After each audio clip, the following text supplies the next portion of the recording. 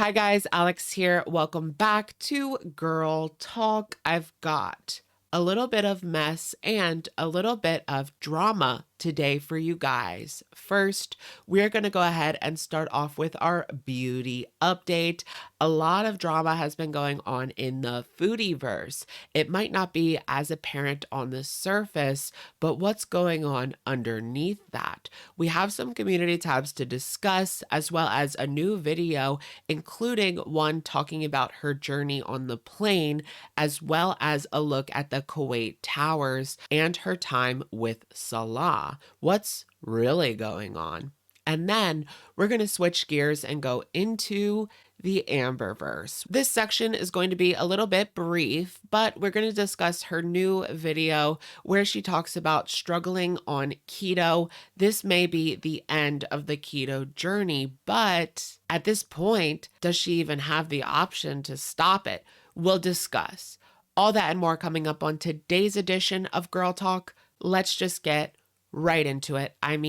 Shall we? All right, you guys, let's go ahead and start off the video by doing our Shantopolis world update. We've got quite a few interesting updates to discuss in regards to our queen today, as we are now deep into the marriage arc with Prince Salah. If you haven't been able to keep up with the live streams, I'll give you guys a brief rundown today. So Chantal has landed in Kuwait. Chantal showed some footage of her driving around with Salah sightseeing, and most recently, she has claimed that Salah and her have indeed gotten married, and they both have the rings to prove it, you guys.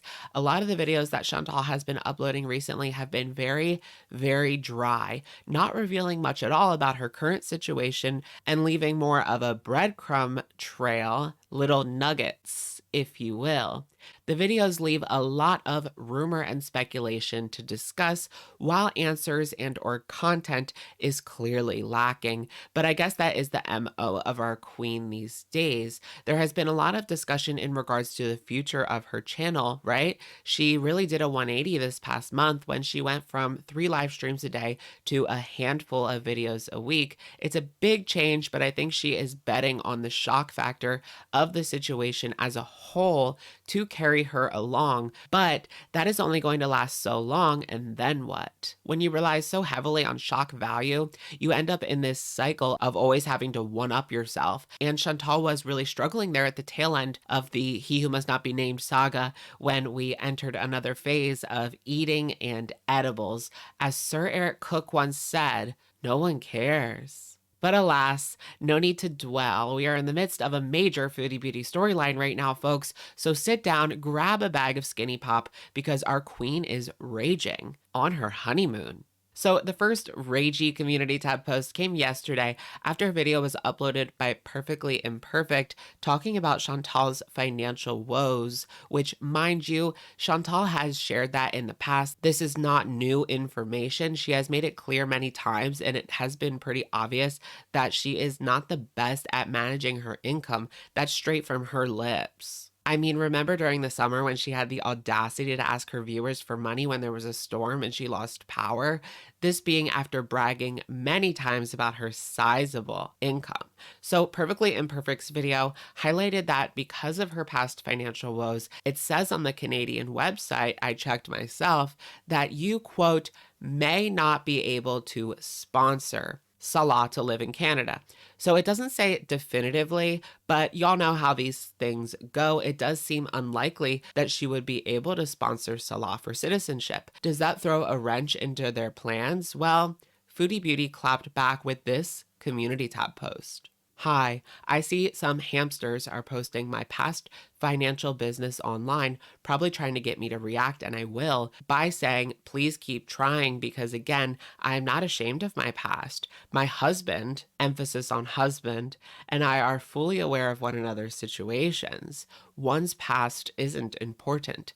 These issues, financial, weight, bad attitude, etc., etc., etc., And whatever else you are trying to bring me down with is simply not going to work. Why? Because again, my past is only there now for me to rectify.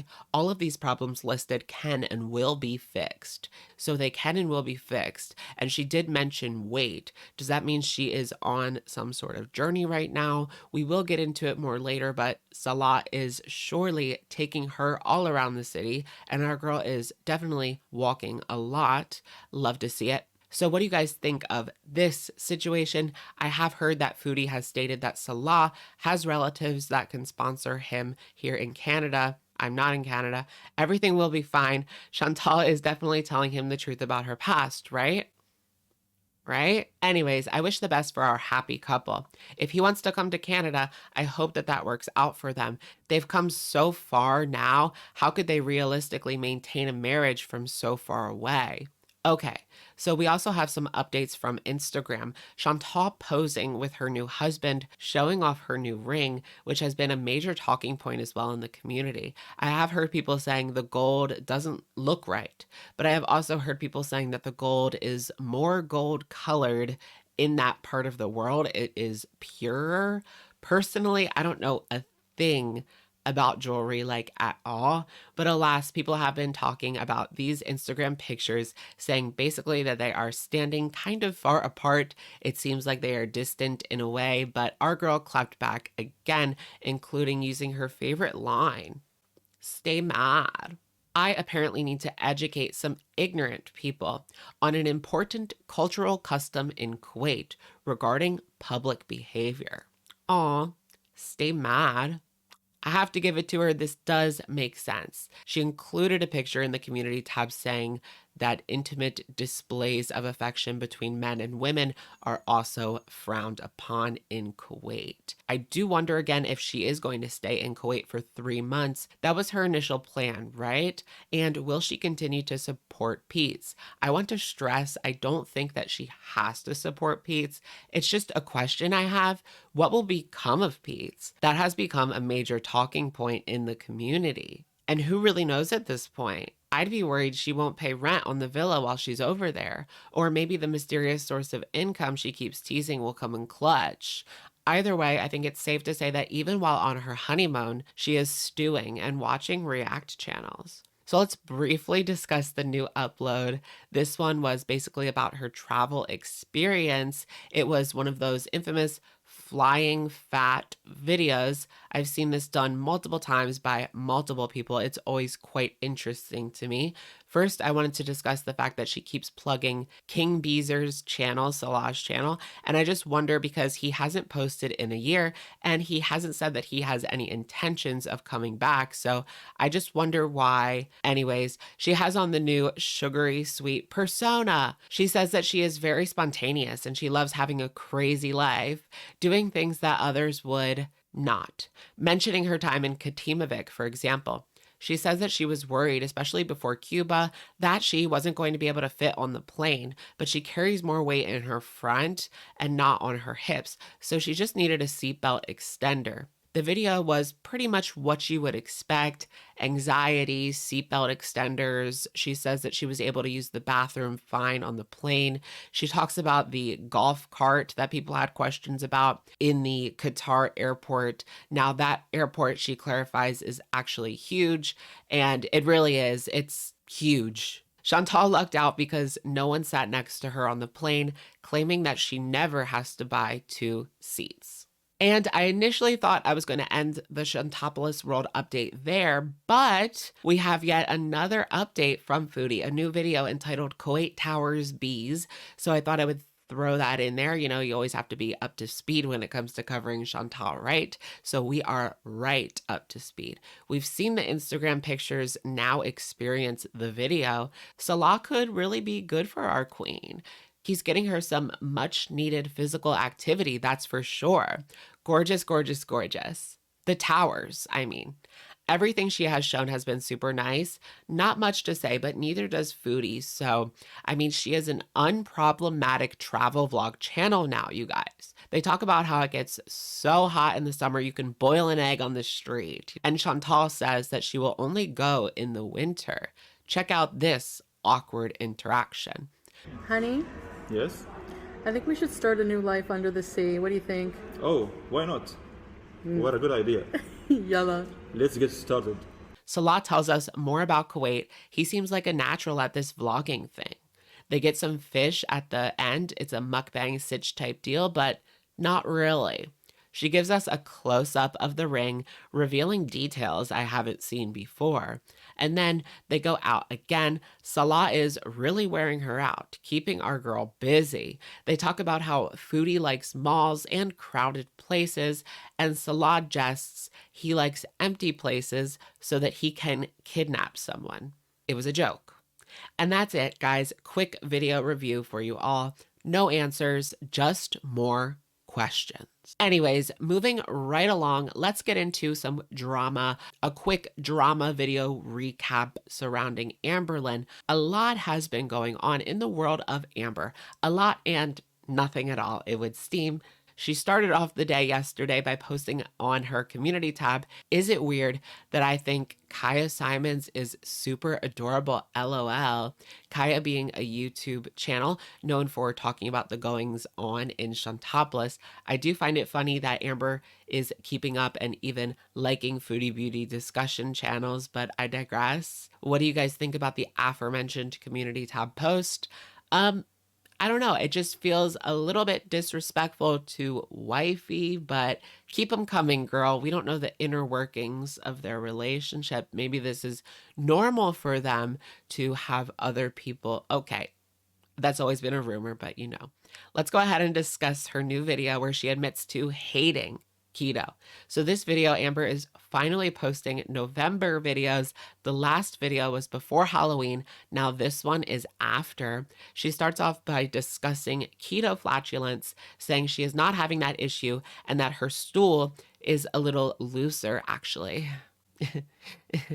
She shows off a dish she made with Spam and cauliflower. I have to admit, I'm only including this because of Spam. I feel like Spam has been prevalent in the online space, so I thought I'd give it a try. It's not for me. I don't like it. Do you guys like Spam? Spam, Spam, Spam. Next, she does a keto ice cream taste test.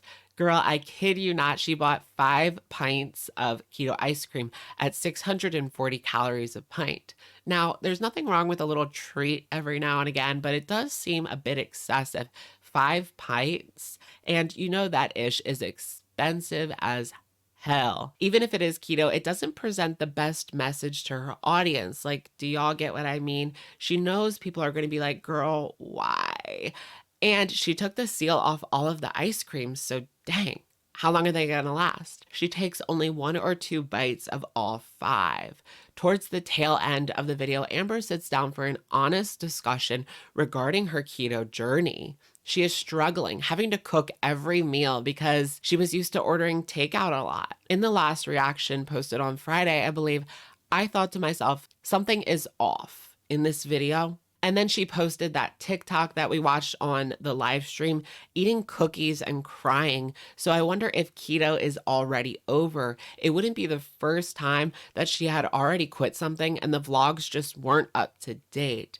It doesn't leave the best taste in my mouth. Amber is struggling with binge feelings. She wants to give in, but wifey cooked her a meal and that helped. Amber feels overwhelmed with keto right now and is struggling to maintain this lifestyle change.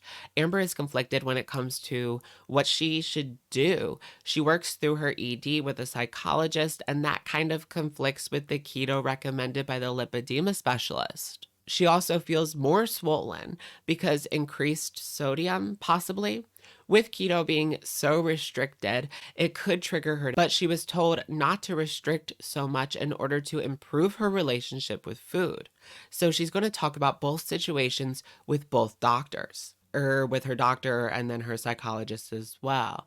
I feel like she has to find some middle ground here. She was told keto is going to really help with her lipedema, so is there a way for her to find things that allow her to curb the cravings? There is many keto alternatives like the ice cream we saw in the same video.